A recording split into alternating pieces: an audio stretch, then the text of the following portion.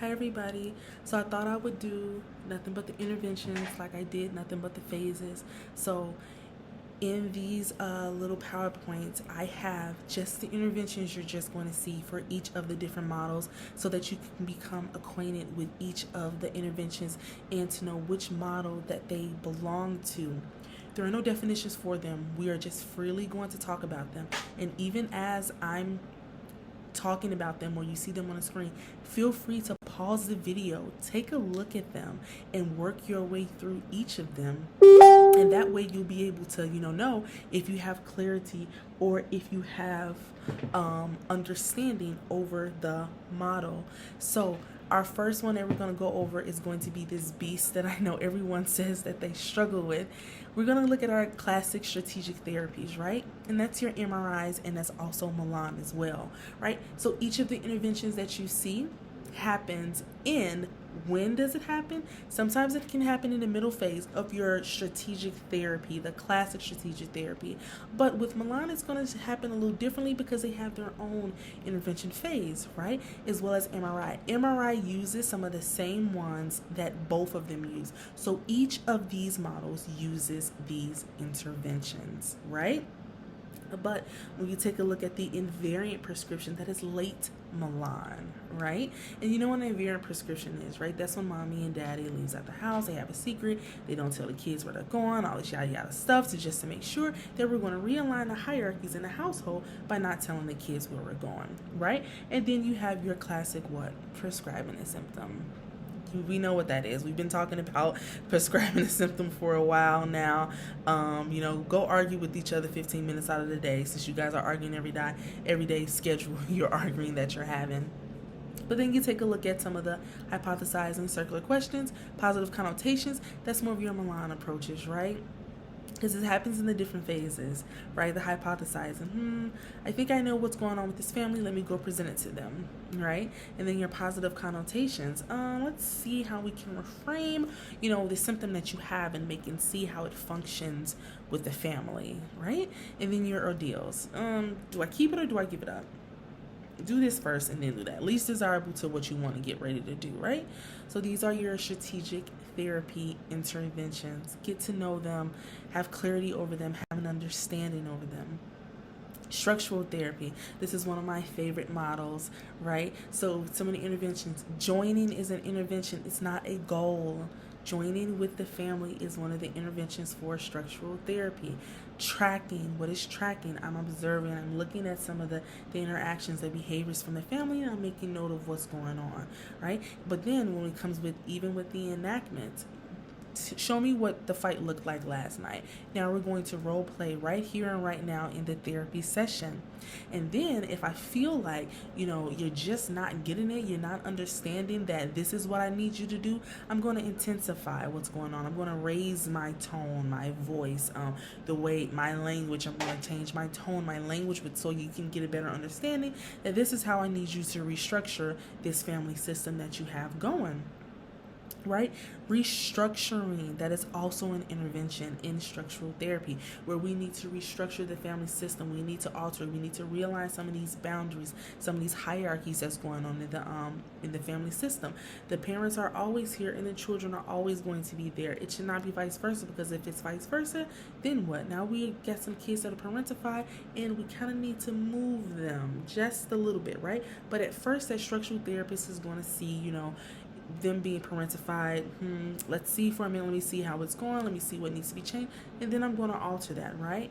But then even though when we look at the shaping competence component, I'm hearing you all talk about all this negative stuff that's going on, but how about we focus on the positive? That's shaping competence when it comes to structural family therapy. These are your interventions for structural family therapy. Get used to them, look at them, cozy up to them, so that when you see any of this going on in a vignette, you will know how to answer the question. Bowen. These are the interventions for Bowen. Genogram is an intervention, and then it's done when? When is the genogram done? Is it in the late phase, or is it kind of closer to the early phase leading into the middle phase, right?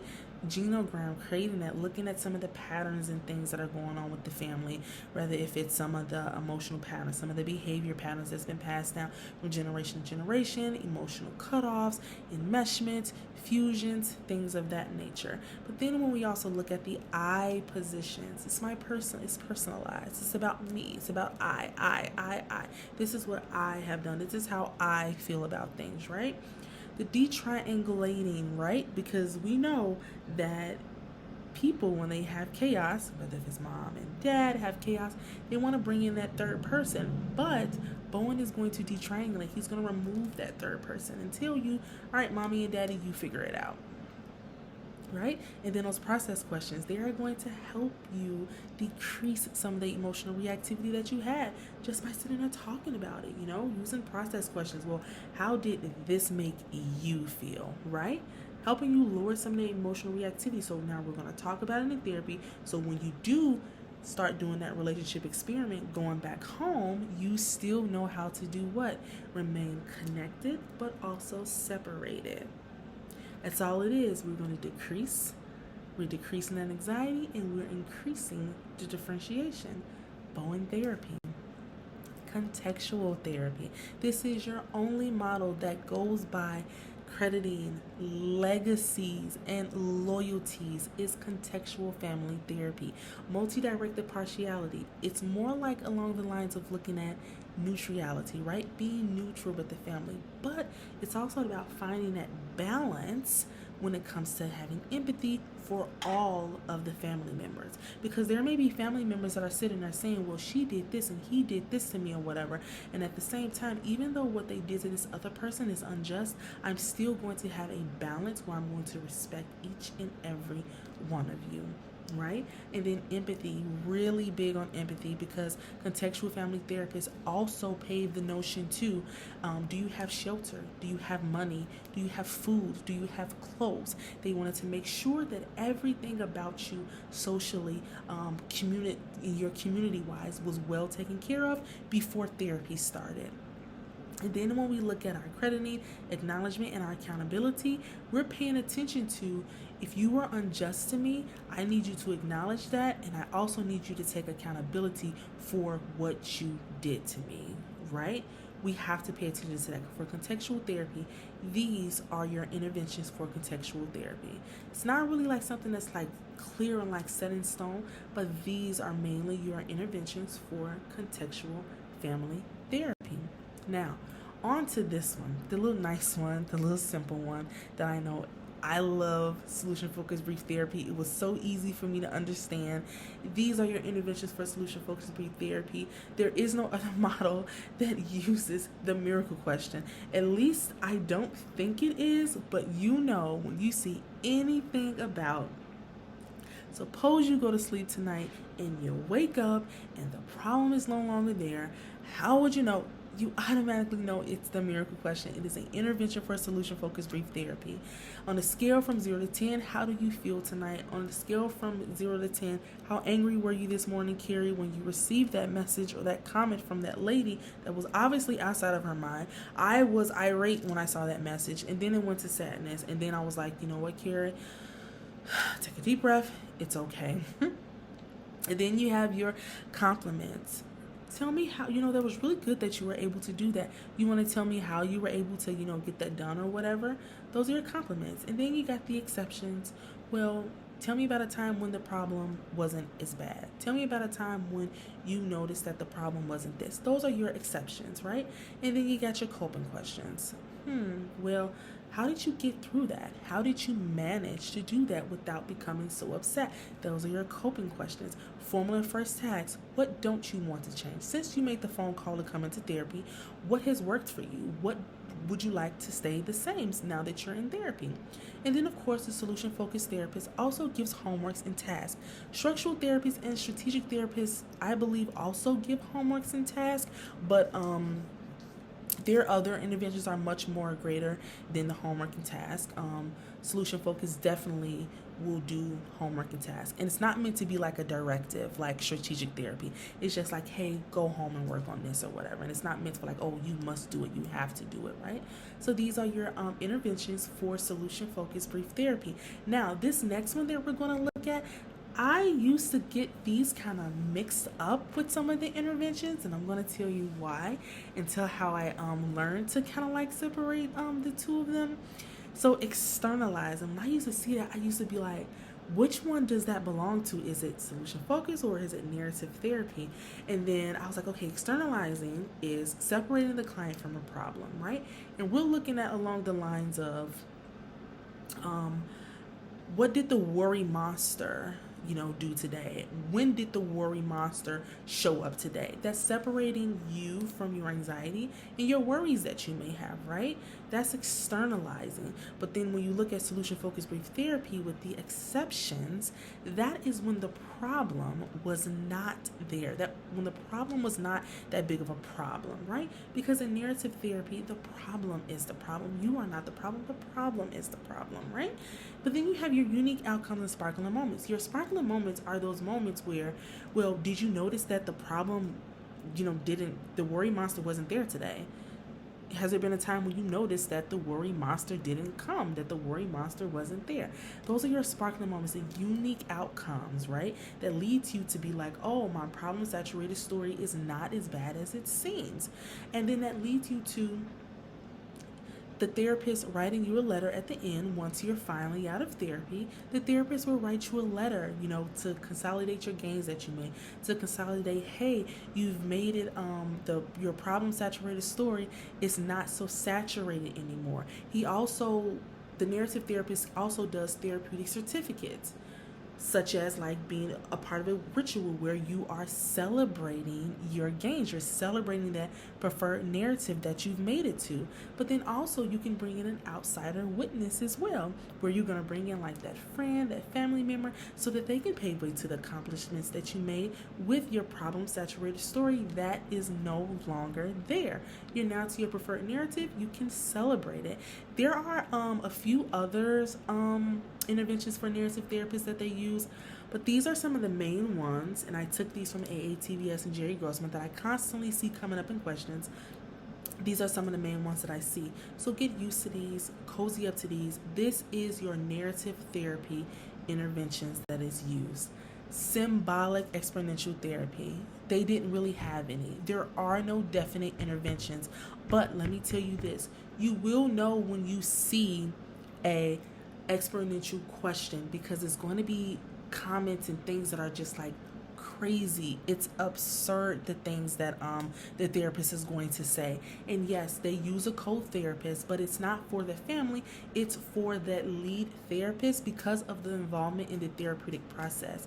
That exponential family therapist is most likely going to be very emotionally connected with that family, because they're going to do what? They're going to be genuine and caring, and they're going to take on that grandfather role, right?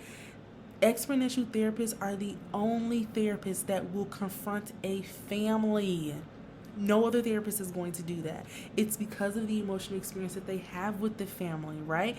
And you may see an exponential family therapist, I don't know, riding bikes with the client, kite flying with the client.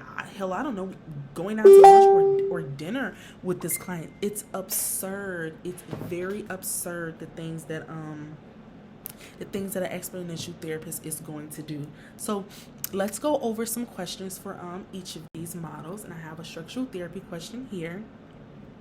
And a couple presents with ongoing conflict, parenting their teenage daughter. The father is rigid. The mother is permissive and often undermines the father's discipline in front of the child. Oh no. So according to structured family therapists, what is the most appropriate initial intervention that we would use? So remember, when we have intervention questions and we have a specific model that they are asking for, even if the specific model is not written in the question, pay attention to the other terms that is being used in the vignette that is going to help you match that intervention to that vignette, right?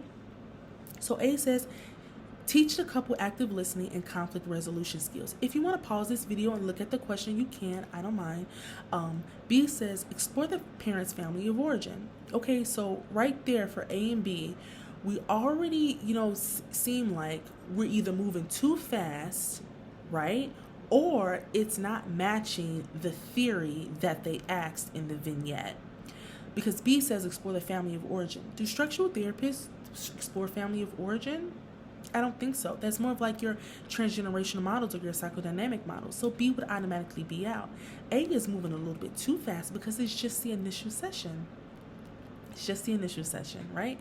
So D says encourage the teenager to express her feelings about the family. I mean, we can do that, but we also need to be paving way to the question is asking about a structural family therapist. And C is the only one that shows us terms that match what an intervention would be for structural family therapists. Realign the parental hierarchy to establish a more effective coalition. And if you go back and look, the mother is permissive, and what happens? She undermines the father. So now we've got some hierarchies and stuff that are off because the parents need to be a unified front. It should never be a parent here and a child and a parent like here or whatever. It should never be like that. Both parents need to be here. They need it to be a unified front, leaving C to be your best answer. A 29-year-old client says, I'm always the one who fails in relationships. I'm broken. According to a narrative therapy, which of the following therapist responses aligns best with the model? A says, what would success in a relationship look like to you? That doesn't sound like narrative therapy, but I know what it does sound like. It sounds like solution-focused brief therapy, right? B says, let's explore the childhood roots of the pattern. Does narrative therapy typically ask something about a childhood roots and the patterns that they have? No, they don't. That sounds like something from what? Your psychodynamic or your transgenerational models, making A and B automatically incorrect. C says, who first told you that you were broken?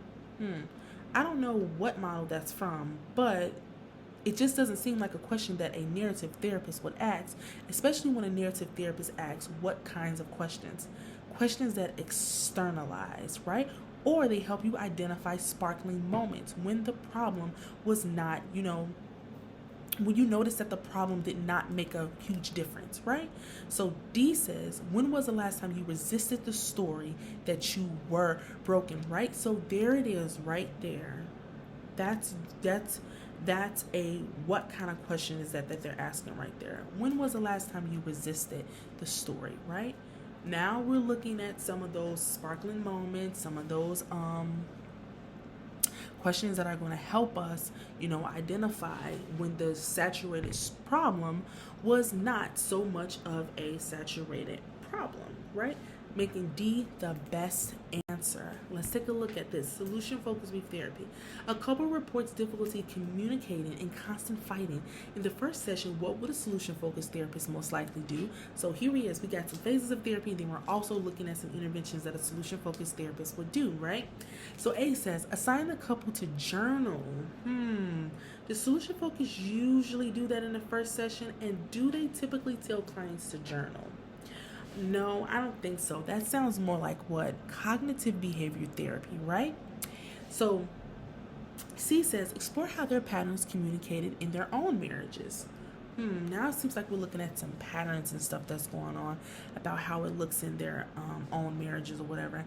That doesn't really sound too much like a solution-focused brief therapy, but I know patterns sometimes can come across in structural therapy, and they can also be in our transgenerational models if they're like being passed down from generation to generation, right? D says, interpret the arguments as expressions of deeper unmet needs.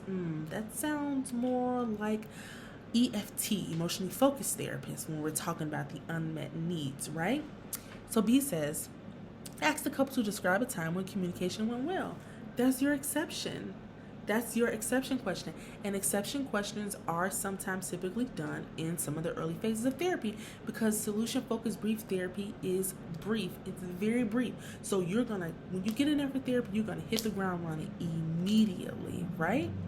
Alrighty, so that ends for the questions tonight. If anybody has any questions, comments, or concern, please feel free to leave me a message me on Facebook, whatever the case may be. I am here to support. I want each and every one of you get used to these interventions. Have clarity, have understanding of these interventions and which model they come from. Take a look at these words that are written on your screen. Sometimes how it used to be, like for me, I would have to I just need to see it. If I see it, I know that I can have a better understanding of it. Take a look at these words that are written on the screen, these interventions. Be sure to match them with each model, right? You got this. You know what you're doing. I have faith. I have trust in each and every one of you. Questions, comments, or concerns, feel free to reach out to me. I am always here for each and every one of you. Thank you all so much for all that you do, for all the support that you give me. Have a good night, everyone.